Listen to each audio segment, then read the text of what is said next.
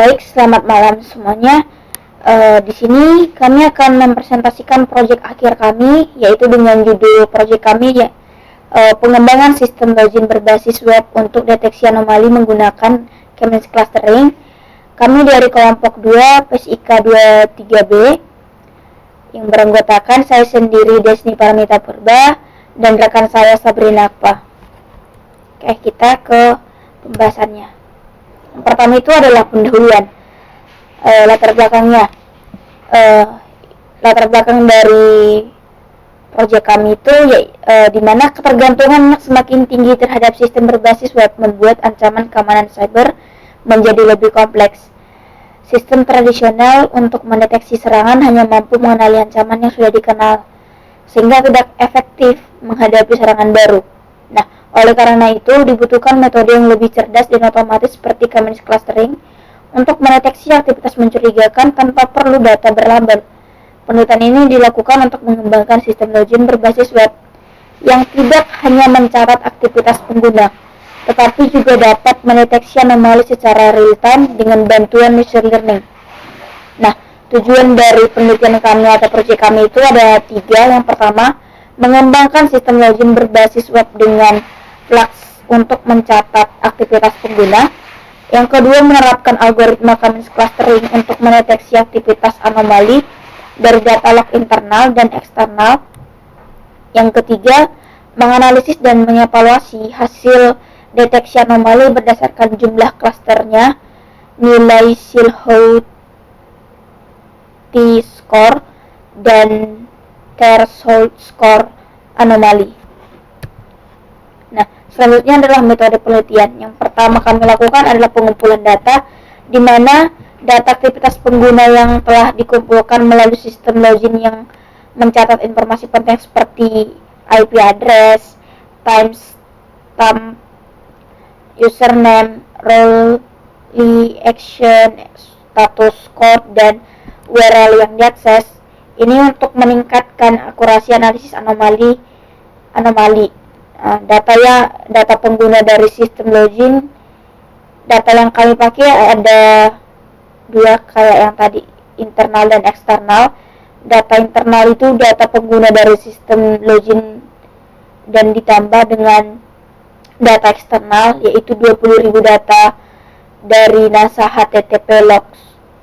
Nah, ini adalah tampilan halaman log aktivitas sistem yang menampilkan catatan aktivitas pengguna berupa yang seperti saya sebutkan tadi, IP address, timestamp-nya, username, role-nya, action-nya, status code-nya, dan URL yang diakses. Nah, yang kedua itu adalah pre-processing data, di mana data log yang sudah dikumpulkan tadi itu bakal diproses untuk mengambil informasi penting dalam mendeteksi aktivitas mencurigakan. Nah, beberapa fitur yang digunakan yaitu jumlah permintaan dari satu pengguna atau respon yang terlalu banyak bisa jadi tanda serangan. Lalu jumlah alamat berbeda yang diakses atau unique URLs yang tinggi bisa menunjukkan aktivitas mencurigakan seperti scanning. Lalu persentase permintaan yang gagal atau VST errors bisa menandakan upaya akses yang tidak benar, dan seberapa sering login gagal atau login failed yang bisa jadi tanda ada yang mencoba menebak password. Nah, informasi-informasi ini nantinya akan membantu mengenali perilaku yang tidak wajar dalam sistem. Yang ketiga itu adalah penerapan algoritma K-means clustering, di mana nanti algoritma K-means ini digunakan untuk mengelompokkan aktivitas pengguna berdasarkan data yang sudah dipilih. Nah, jumlah kelompok kelompok ditandai dengan K ini ditentukan dengan melihat nilai Silhouette score-nya agar hasil pengelompokan lebih baik. Nah, setelah itu nanti hasilnya dianalisis untuk membedakan mana aktivitas yang normal dan mana yang tidak wajar atau anomali. Yang keempat adalah penentuan threshold dan deteksi anomali.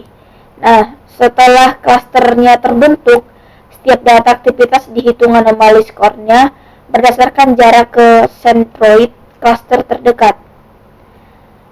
Semakin jauh jarak suatu titik data ke sentroid, maka semakin besar kemungkinan aktivitas tersebut merupakan anomali. Nah, untuk menentukan batas deteksi, kami menggunakan pendekatan statistik dengan menetapkan ambang batas threshold itu pada persentil ke 99 dari distribusi skor, di mana data yang memiliki skor di atas 99 ini dikategorikan sebagai aktivitas mencurigakan. Selanjutnya atau yang terakhir itu metode penelitiannya adalah evaluasi dan validasi, di mana model clustering dan deteksi anomali akan diperiksa dengan melihat seberapa banyak dan seberapa tepat aktivitas mencurigakan yang ditemukan. Nah, hasilnya juga dibandingkan antara data dari sistem yang kami buat sendiri, yaitu internal, dan data dari NASA HTTP logs-nya tadi, supaya bisa dipastikan sistem ini bekerja dengan baik di kondisi nyata. Nah, sekian dari saya. Selanjutnya akan dilanjutkan rekan saya, Sabrina Pah. Baik, selanjutnya kita masuk pada hasil dan pembahasan. Nah, dari proses awal analisis clustering itu kan dimulai dengan mencari seberapa banyak kelompok atau jumlah cluster yang terbentuk. Nah, jadi untuk mencari berapa banyak jumlah kelompok terbaik untuk dibentuk itu kita menggunakan nilai dari SLOT score, yang dimana setelah kita lakukan analisis terhadap data kita, nilai SLOT score yang didapat itu adalah 8. Jadi kita akan menggunakan 8 kelompok atau 8 cluster untuk analisis K-means yang akan kita lakukan. Nah, karena di sini dalam nilai SLOT score kita itu K dengan nilai 8 itu menandakan pembagian cluster yang paling optimal. Dia di sini ada peningkatannya sangat tinggi pada cluster ke-8. Untuk selanjutnya hasil analisis dari clusteringnya itu setelah kita melakukan model K-means dengan 8 cluster yang tadi. Nah, setiap clusternya itu dianalisis untuk mencari pusat dari kelompoknya atau sentroid, yang dimana kesamaan setiap cluster itu punya kesamaan ciri-ciri yang lebih dekat. Nah, di sini kita ada 8 cluster ya seperti tadi. Nah, ini cluster 0 itu dia permintaannya 1 unique URL atau jumlah dari URL yang diakses itu ada 1. Nah, untuk kegagalan dari permintaan atau perlakuannya itu ada 7 kali 10 pangkat min 15, yang dimana itu nilainya 0 sekian gitu kan, itu error yang sangat sedikit. Nah, untuk cluster 1 sampai cluster 6 itu merupakan kegiatan-kegiatan yang aktivitas yang mencurigakan. Itu ada permintaannya 1, unique URL 1, sementara permintaan yang gagal itu ada 99.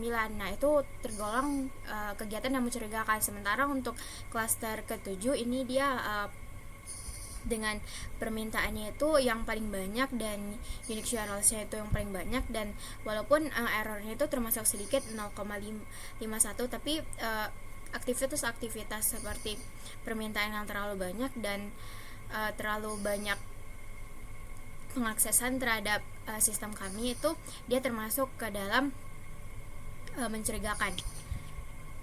Untuk selanjutnya ada perhitungan skor anomali dan juga penentuan dari threshold.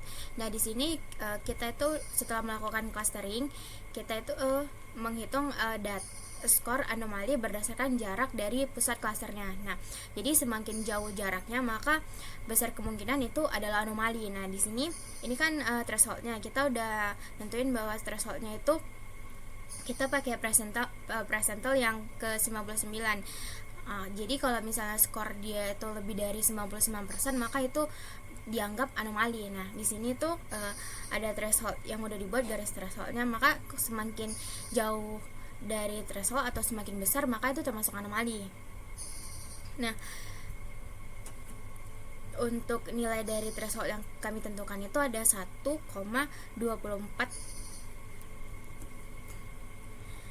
Lalu untuk hasil dan pembahasan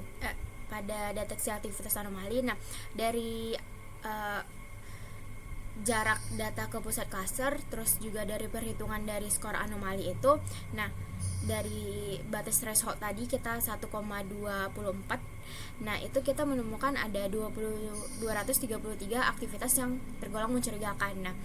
Nah, di sini seperti ada dari wormhole.ctp.com, di situ dia ada ngelakuin permintaan sebanyak 27 kali, Unix URL-nya ada 27 kali. Nah, ini dengan anomali skor 12,75, yang dimana tadi itu termasuk pada cluster ke-7. Nah, ini kan permintaannya 16, Unix skornya 12. Jadi ketika dia lebih banyak seperti yang dilakukan wormhole.ctp.com, itu ada 27 permintaan dan 27 Unix URL itu tergolong dalam cluster yang ke-7. Nah, itu termasuk dalam aktivitas yang mencurigakan. Nah, aktivitas-aktivitas yang mencurigakan itu bisa mengindikasi bahwa itu merupakan serangan seperti DDoS dan percobaan login berulang, yang dimana itu bagian dari brute force dan akses yang tidak wajar. Selanjutnya, untuk demonstrasi dari sistem kami. Nah, sistem kami ini merupakan sistem login jaringan, yang dimana di sini kami buat login jaringan melalui web cinema. Nah, jadi kita di sini pertama kita tuh masukkan username dan juga password kita untuk login. Kalau misalnya kita belum buat belum buat akun, kita bisa registrasi terlebih dahulu. Nah, di sini itu kita buat web dari pemesanan kursi dari bioskop. Nah, di sini kita bisa melihat ada film-film yang sedang tayang. Di sini ada judulnya, ada rate-nya, ada rating usianya juga. Nah, di sini kita bisa melihat beberapa bagian, ada riwayat booking yang udah pernah kita lakukan, terus ada watchlist-nya juga. Terus di sini kalau misalnya kita mau pesan gitu, kita pesan ini, kita bisa buat lihat jadwal. Nah, di sini ada deskripsi dari filmnya, ada sutradaranya, durasi, kategori, rating usia, dan juga skornya. Terus di sini kita akan melakukan aksi pesan kursi. Nah, di sini kita pesan, kita pilih lanjut ke pembayaran, dan ini merupakan sebuah contoh. Nah, jika pembayaran selesai, maka kita akan mendapatkan bukti dari pembayarannya. Nah, untuk dari admin,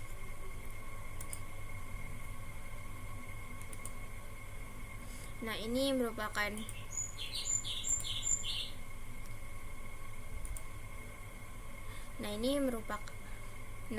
selanjutnya ini merupakan dashboard dari si admin itu. Nah, si admin itu dapat lihat total filmnya ada berapa, jumlah bookingnya berapa, booking yang masih depending itu berapa. Dan di sini kita pada bagian kelola film, di sini kita dapat memasukkan apa judul dari filmnya itu dan lain sebagainya. Nah, kalau misalnya kita lihat tadi yang di ini kan filmnya ada. Nah, di sini kita coba tambah film. Nah, di sini kita tambah satu film. Ini kita pakai ini.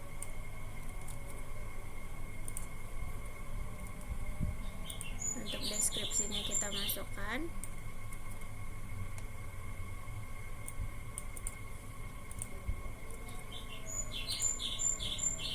Di sini ada kategorinya, ini ada petualangan, komedi, keluarga, ini sutradaranya.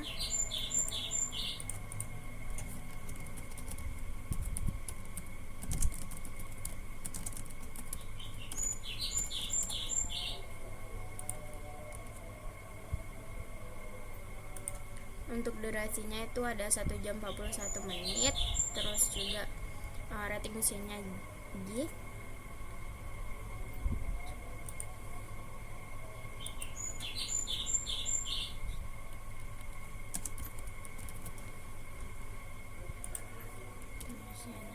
Untuk skornya dia itu ada 7,6. Lalu kita masukkan gambar, kita tambah film. Nah, nanti dia akan bertambah di sini. Nah, untuk ini untuk nambah jadwal dari filmnya itu kita bisa nambah seperti ini. Ini kita pilih jamnya. Nah, maka itu jadwalnya itu akan bertambah. Nah, kita ada fitur lain seperti edit film dan hapus. Nah, itu nanti akan ada pada sistem yang telah dibuat nih. Nah, baik, untuk selanjutnya itu kita ada pada admin itu kita berfokus pada ini daftar pemesan. Nah, pada admin itu kita berfokus pada logs aktivitas sistem. Jadi di sini log aktivitas sistem itu kita catat IP address, time stamp-nya, username, role, action, dan status code, dan juga URL-nya. Nah, hal inilah nanti yang akan kita analisis pada Keymanage. Nah, di Keymanage itu kan kita gabungin antara data milik kita dengan data dari logs NASA. Itu kan kita pakai 20.000 data pada NASA. Kalau untuk data kita itu kita pakai seluruh datanya. Jadi kita tuh melakukan analisisnya di Google Colabs, yang dimana di sini kita itu melakukan pembersihan terhadap data kita terlebih dahulu, dan juga melakukan pembersihan terhadap data dari NASA itu. Nah, di sini kita ada rename kolom, pembersihan timestamp-nya. Kita juga ada pada data NASA itu kita membaca hanya pada 20.000 baris pertama. Terus kita ada pembersihan timestamp untuk NASA juga. Lalu kita akan menggabungkan datasetnya itu. Lalu setelah kita gabung, kita lakukan normalisasi. Selanjutnya kita menentukan fitur terbaik. Lalu kita melakukan standarisasi. Selanjutnya kita lakukan Keymanage, lalu melakukan silhouette score dan juga visualisasi dari silhouette score. Lalu kita melakukan Keymanage untuk menentukan nilai K terbaik dan melakukan visualisasi hasil dari clustering dan juga centroidnya. Nah, ini merupakan silhouette score yang tadi kita dapat. Nah, ini perbandingan fitur dari beberapa cluster. Nah, di sini untuk errornya itu banyak dilakukan oleh cluster 1. Nah, di sini untuk permintaannya itu paling banyak dilakukan oleh cluster 7. Nah, selanjutnya itu setelah kita dapat itu kita mencari anomali skornya itu menggunakan threshold yang tadi udah kita lakukan. Nah, hasilnya seperti ini.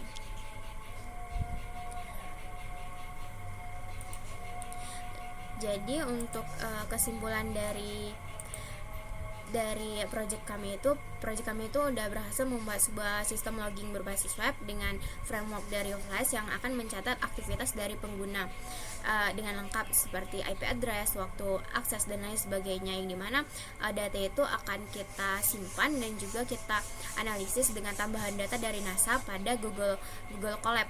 Selanjutnya setelah kita lakukan analisisnya, ternyata kita menemukan ada 233 aktivitas yang mencurigakan.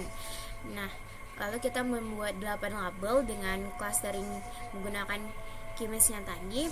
Nah, hasil akhirnya kita mendapat beberapa aktivitas yang tergolong mencurigakan yang termasuk pada cluster ke-7.